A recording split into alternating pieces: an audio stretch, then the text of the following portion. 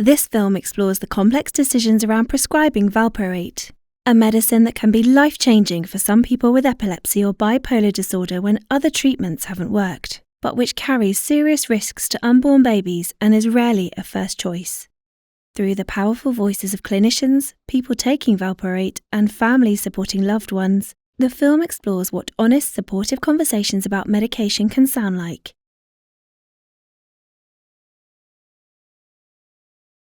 Immediately, as soon as I went onto valproate, my mental health was a lot better. I'm not anxious anymore. I'm not depressed anymore. All of the side effects that I'd been dealing with for 16 years of my life went away. So there's precautions you have to take to make sure you don't become pregnant. But for me, it's 100% worth it. I've been seizure-free for over 20 years. And that for me is a huge benefit because I can live my life normally. Yes, I take my tablets in the morning, but by the by, I live a normal life. I have to make regular adjustments throughout the day, but it's a normal life. It's not interrupted by seizures. My life is not put at risk.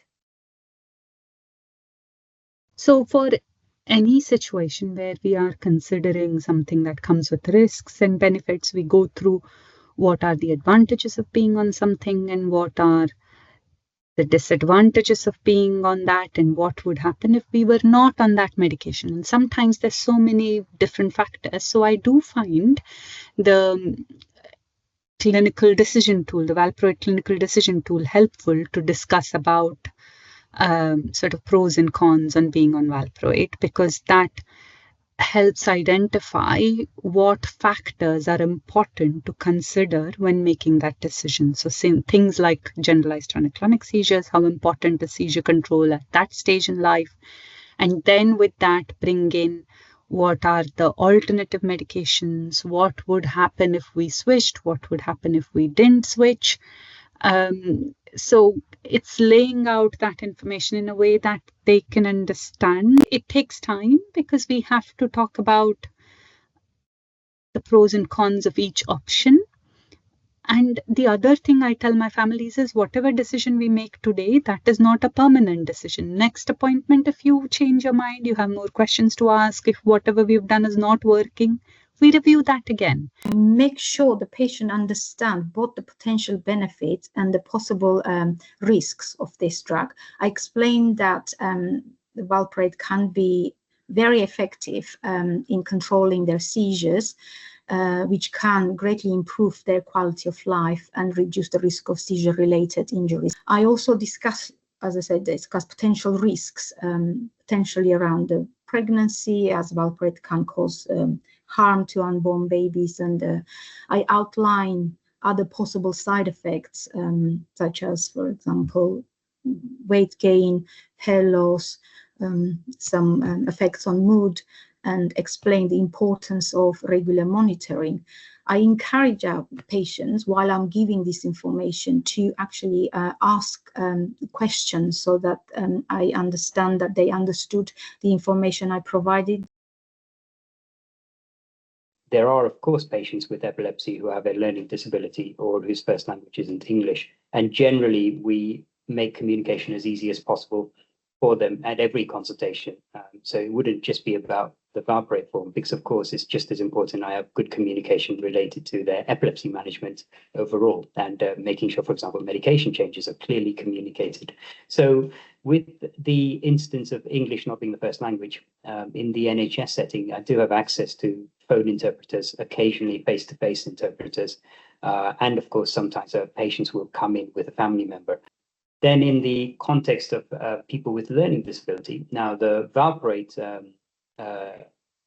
patient guide, patient card, there are easy read versions of that, and it's also about giving patients enough time. So for a patient who is not familiar with that, it might be worth sending that out, or giving them the information in the appointment and saying, let's catch up about this later on, and essentially be about explaining it quite slowly. And so I tend to go through the form bullet point by bullet point at each line where we consent, with a bit of background about why this came about in terms of what we've learned about the risks of sodium valproate in pregnancy. I do preface that with saying sodium valproate is also a very effective epilepsy medication, and it still has a role in treating people with difficult to control epilepsy.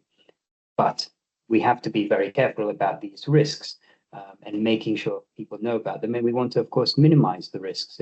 And we want to minimize the chance that any woman gives birth to a child who has either learning disability or autism or a physical birth defect.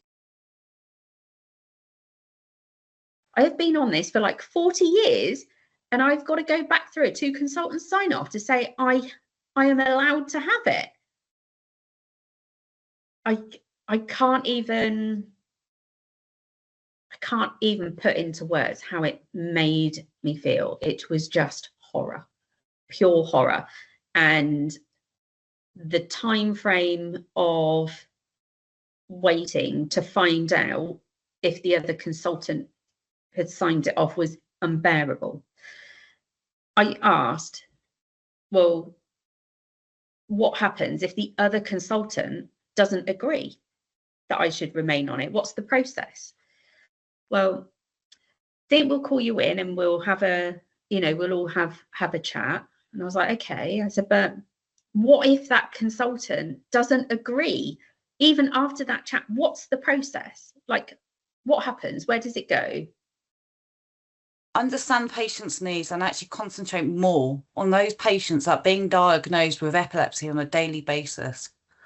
Allow the clinicians and the GPs to work on those cases rather than worrying about reviewing a situation with me on a yearly basis, because they have to tick boxes. And it has not been very clear who would that second signatory be, and how would we find a clinical time to do that. So we have had difficulties with time and with capacity in getting that second signatory. However, it is very important to have that in place, especially in some of these complex cases where we aren't sure about whether it's the right treatment for the patient. So I feel it adds another layer of safety in making sure that we absolutely prescribe it to women who really need it, or to a person who really has to be on valproate and can have the necessary compliance. Where we've had access to an epilepsy specialist nurse working, let's say, in partnership with their neurologist, that can be invaluable and a real game changer. We were introduced to an epilepsy specialist nurse there who was an invaluable interpreter, I would say, in terms of we'd have the consultant meeting, which often would leave us punch drunk, I think, really, in terms of the information we'd received.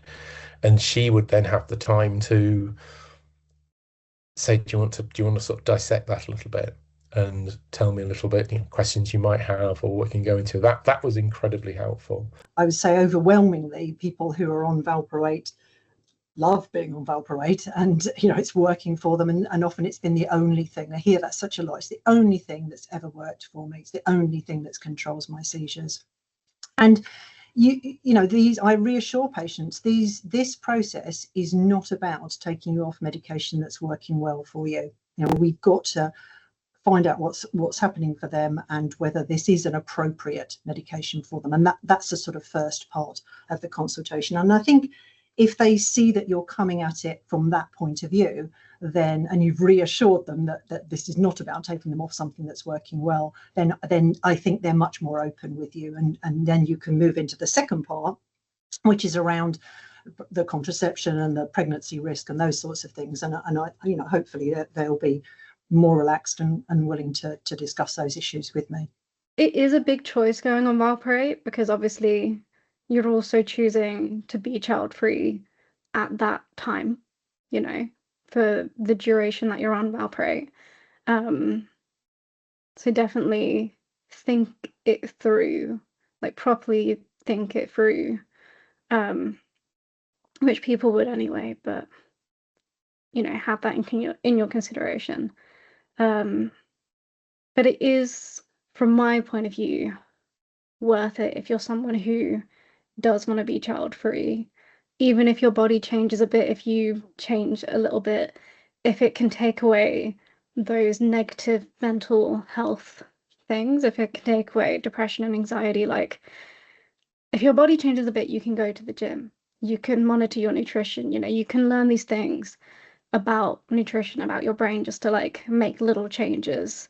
That's an easier thing to change within yourself as opposed to trying to fix your brain, which, you know, is such a crazy thing to try to get to understand in the first place.